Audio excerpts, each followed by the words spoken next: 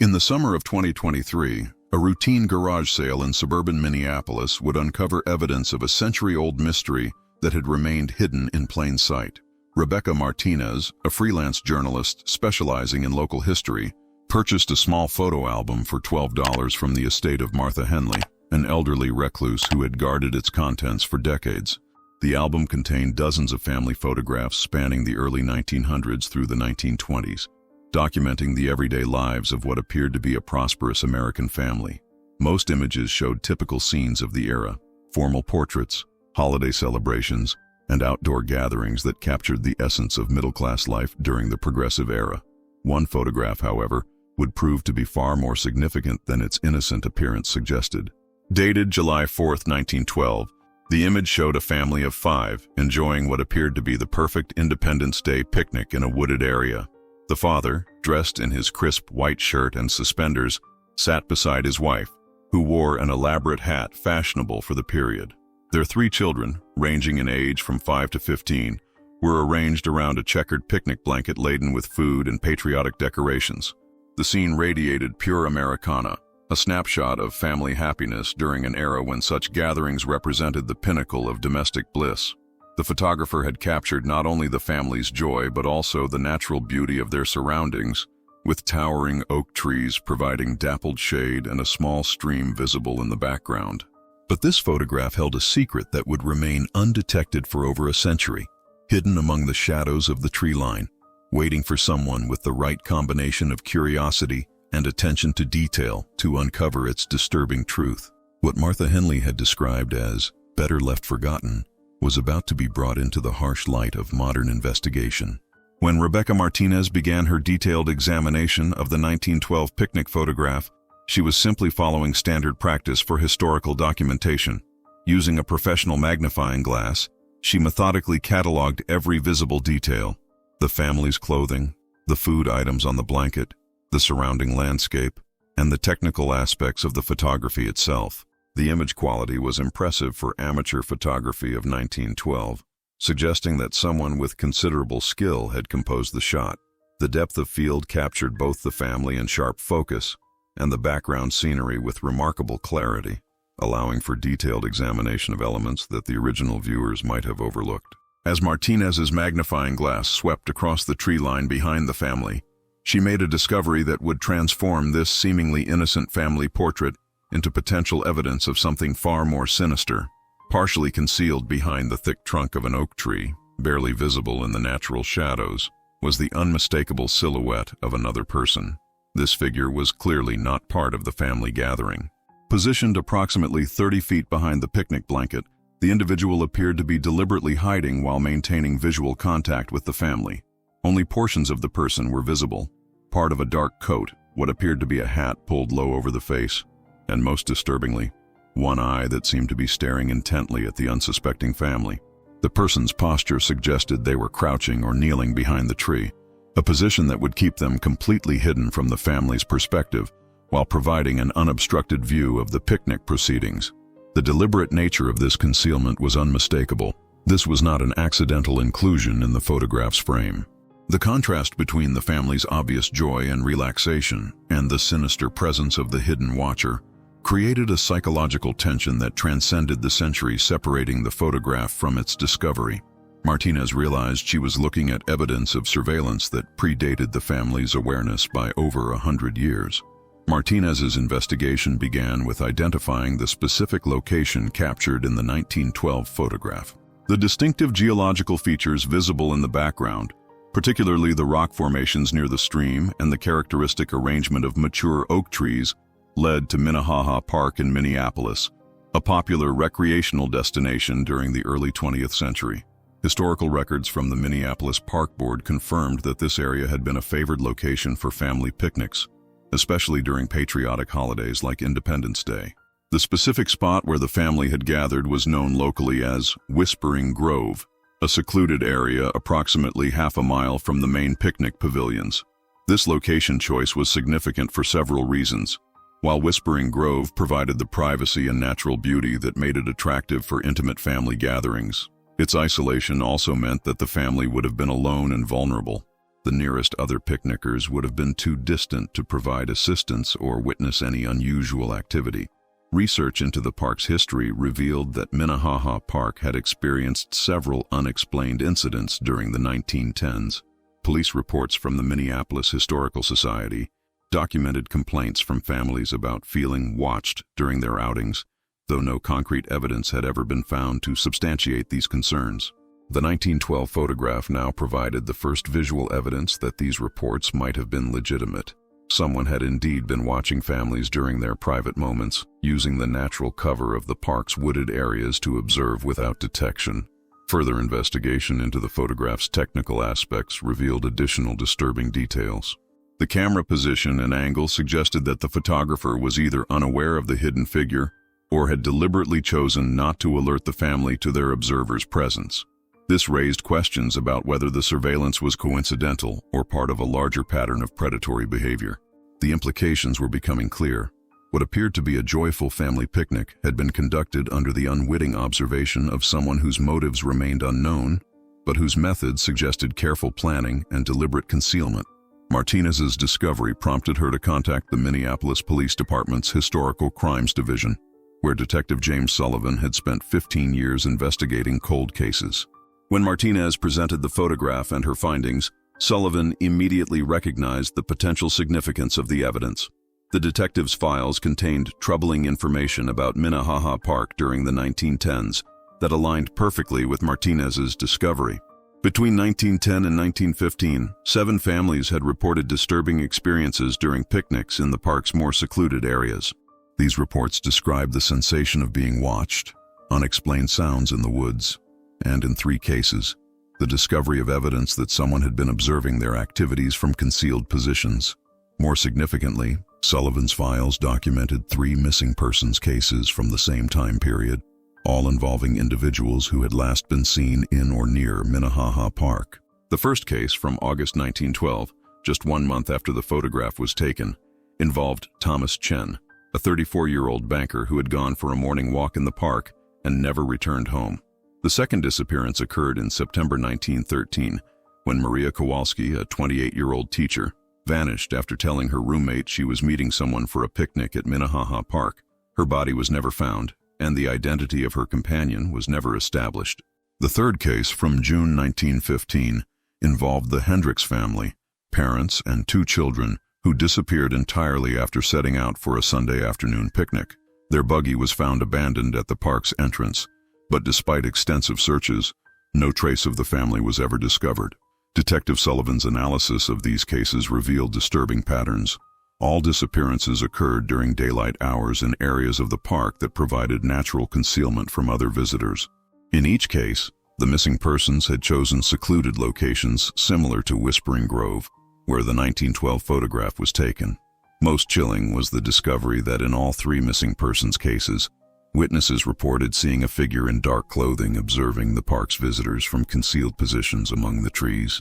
These sightings matched the description of the hidden watcher captured in the 1912 photograph, suggesting a systematic pattern of surveillance that preceded the disappearances. Detective Sullivan arranged for the 1912 photograph to be examined by Dr. Patricia Wong, a forensic photography expert who specialized in historical image analysis.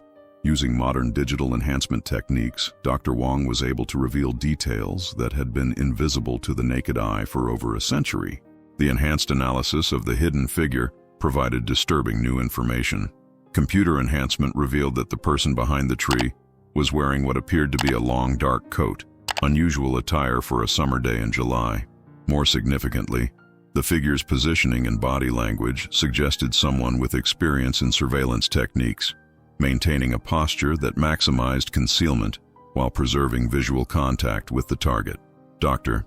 Wong's analysis also revealed that the hidden watcher was carrying what appeared to be a canvas bag or satchel, visible as a dark shape at the figure's side.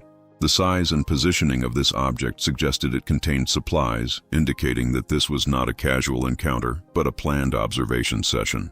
Most chilling was the enhancement of the figure's visible eye. Digital analysis revealed an intensity of focus that was unmistakable. This person was not merely curious about the family's activities, but was studying them with predatory attention. The eye's position and the angle of the head suggested the observer was specifically focused on the children in the family group. The photograph's technical aspects provided additional clues about the surveillance operation. The hidden figure's position indicated familiarity with the location, as they had chosen a spot that provided optimal viewing while remaining invisible to anyone positioned where the family was gathered. This suggested previous reconnaissance of the area and possibly other families. Dr. Wong's final analysis included measurements and angles that placed the hidden watcher approximately 28 feet from the family, close enough to hear conversations and observe detailed behaviors. The deliberate nature of this positioning, combined with the evidence of planning and supplies, painted a picture of systematic predatory behavior that had been documented purely by accident. The forensic analysis transformed the 1912 photograph from a simple family portrait into crucial evidence of criminal surveillance that predated the subsequent disappearances by mere weeks. The family captured in this image had been unknowingly observed by someone whose activities would soon escalate to far more serious crimes. Through genealogical research and cross-referencing with Minneapolis city records, Detectives Sullivan and Martinez successfully identified the family in the 1912 photograph. They were the Andersons. Carl Anderson, a successful hardware store owner, his wife Emma, and their 3 children, David, age 15, Susan, age 10, and little Robert, age 5. City directories and newspaper archives revealed that the Anderson family had been prominent members of Minneapolis society, with Carl serving on various civic committees and Emma active in local charitable organizations. Their sudden departure from Minneapolis in late 1912, just months after the photograph was taken, had puzzled their contemporaries and left no clear record of their destination. The breakthrough came when Sullivan located Dorothy Anderson Mitchell, the 89-year-old granddaughter of David Anderson, living in a nursing home in Duluth. Dorothy had spent decades researching her family's history and possessed detailed knowledge of the events surrounding her grandfather's childhood and the family's mysterious departure from Minneapolis. Grandpa David never talked much about his early childhood, Dorothy explained during her recorded interview with Detective Sullivan. But when he got older, he started having nightmares about a picnic in the woods. He would wake up screaming about the man behind the tree who was watching them. We always thought it was just childhood trauma from some unrelated event. Dorothy's testimony revealed that David Anderson had indeed retained vivid memories of the July 4, 1912 picnic, though the family had dismissed his claims about being watched as childhood imagination. More significantly, she provided documentation showing that the Anderson family had left Minneapolis abruptly in October 1912, selling their home and business far below market value in their haste to relocate. According to family letters I found in the attic, they moved to Oregon because my great-grandfather Carl believed someone was stalking their family, Dorothy continued. He had received anonymous notes and reported seeing the same person near their house on multiple occasions. The police told him there wasn't enough evidence to investigate, so he decided to move the family to safety. Dorothy's possession of the original family correspondence from 1912 provided crucial evidence. Carl Anderson's letters to his brother described a pattern of surveillance that began shortly after the 4th of July picnic. The letters detailed sightings of a man in dark clothing who appeared near the Anderson home, the children's school, and Emma's workplace with increasing frequency throughout the summer and early fall of 1912. The final letter, dated October 15, 1912, was particularly chilling. The man has been watching us for months now. I am certain it is the same person we unknowingly encountered at our picnic in July. I fear what might happen to Emma and the children if we remain here any longer. Armed with the Anderson family's testimony and the evidence from the photograph, Detective Sullivan expanded his investigation to examine other historical records from Minneapolis during the 1910s. Working with the Minnesota Historical Society, he uncovered a disturbing pattern of surveillance and criminal activity that had never been connected by law enforcement of that era. Police reports from 1912 through 1915 documented numerous complaints from Minneapolis families about being watched during outdoor activities. These reports, filed by different families at different times, described remarkably similar incidents: a figure in dark clothing observing from concealed positions, the sensation of being followed after family outings, and in several cases, evidence of someone having been present at private outdoor gatherings. The geographical analysis revealed that all reported incidents occurred within a 5-mile radius of Minnehaha Park, suggesting that the predator used the park as a base of operations while expanding his surveillance activities throughout the surrounding neighborhoods. The pattern indicated someone with intimate knowledge of the area's geography and the habits of local families. More disturbing was the discovery that several families who reported being watched subsequently left Minneapolis unexpectedly, following the same pattern as the Andersons. Between 1912 and 1915, at least 6 families abandoned established lives in Minneapolis under circumstances described in contemporary accounts as sudden or mysterious. Detective Sullivan's analysis suggested that the 3 documented disappearances, Thomas Chen, Maria Kowalski, and the Hendricks family, represented cases where the predator's activities escalated beyond surveillance.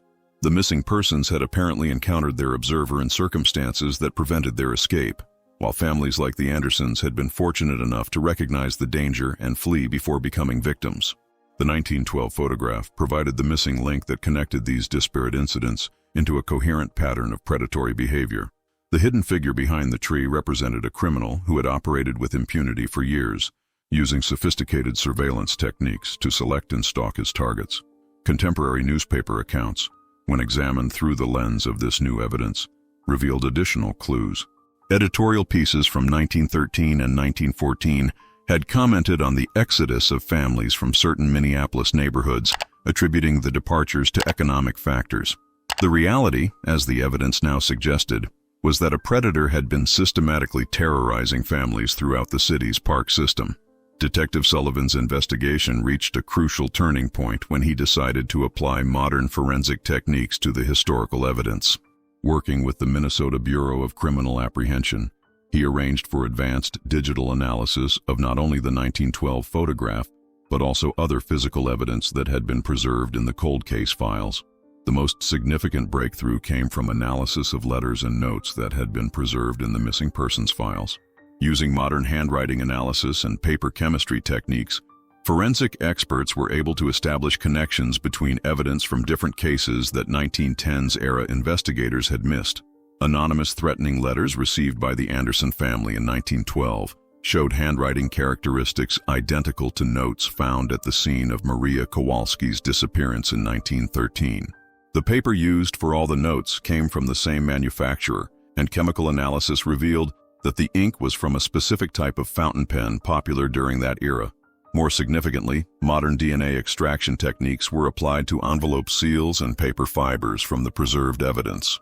While the samples were degraded after more than a century, enough genetic material remained to establish that the same individual had handled evidence from multiple cases, confirming that a single perpetrator was responsible for the surveillance campaign and subsequent disappearances.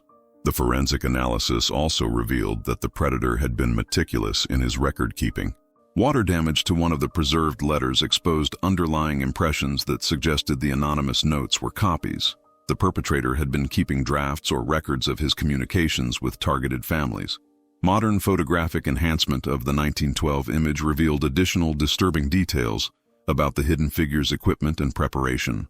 Digital analysis confirmed that the canvas bag visible at the figure's side contained rectangular objects consistent with photographic plates, suggesting that the surveillance included documentation of the family's activities.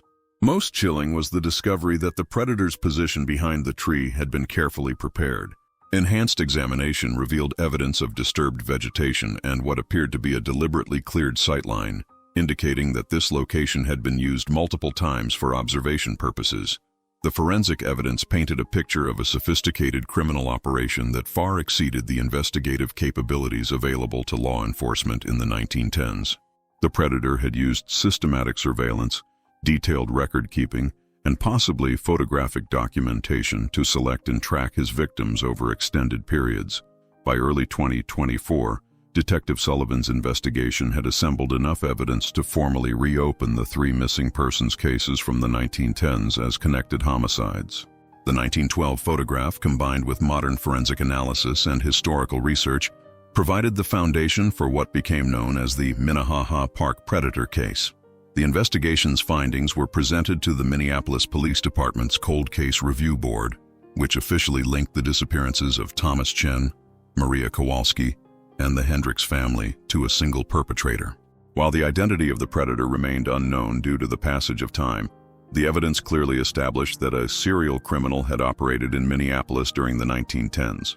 The case garnered significant media attention when Detective Sullivan and Rebecca Martinez presented their findings at a press conference. The 1912 photograph, with its haunting image of the hidden watcher, became a powerful symbol of how modern investigative techniques could solve historical crimes that had baffled law enforcement for over a century.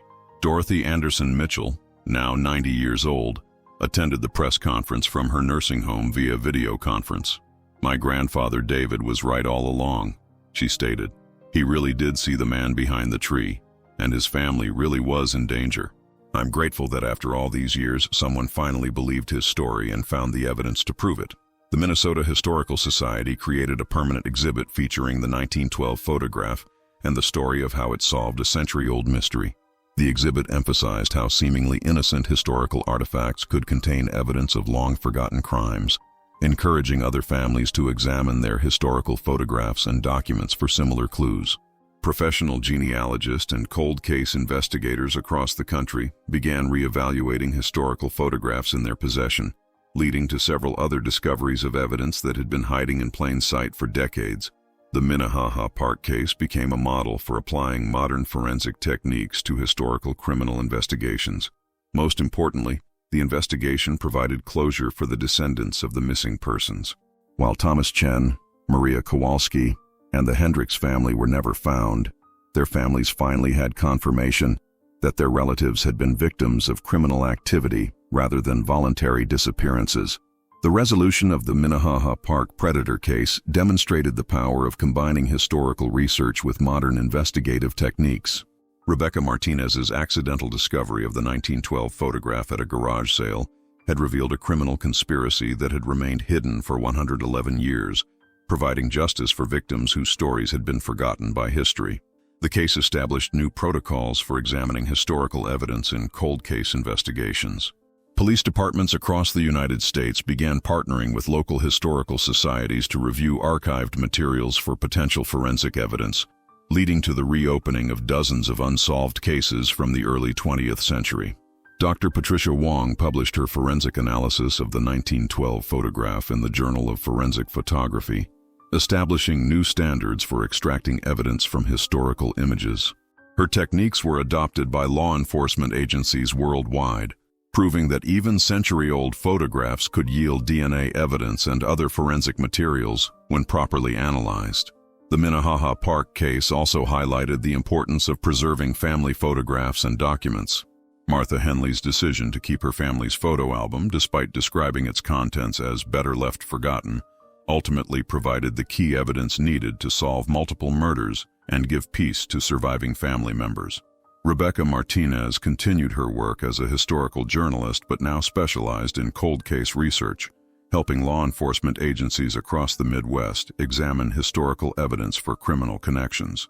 Her experience with the 1912 photograph had taught her that every historical artifact deserved careful scrutiny, as seemingly innocent objects could hold the keys to long-buried truths. Detective James Sullivan retired from the Minneapolis Police Department in 2024, but continued working as a consultant on historical cold cases. In his final report on the Minnehaha Park investigation, he wrote, "This case proves that justice has no statute of limitations. The victims of the 1910s predator waited over a century for their stories to be told, but truth has a way of surfacing when the right person asks the right questions. The 1912 photograph, once a simple record of a family picnic, became a testament to the power of observation and the importance of never dismissing seemingly impossible stories." David Anderson's childhood memories of the man behind the tree had been validated after 112 years, proving that even the youngest witnesses can provide crucial testimony that stands the test of time. Today, the original photograph is displayed at the Minneapolis Police Museum, serving as a reminder that criminal evidence can hide in the most unexpected places, waiting for someone with the curiosity and persistence to uncover the truth that lies beneath the surface of seemingly innocent moments.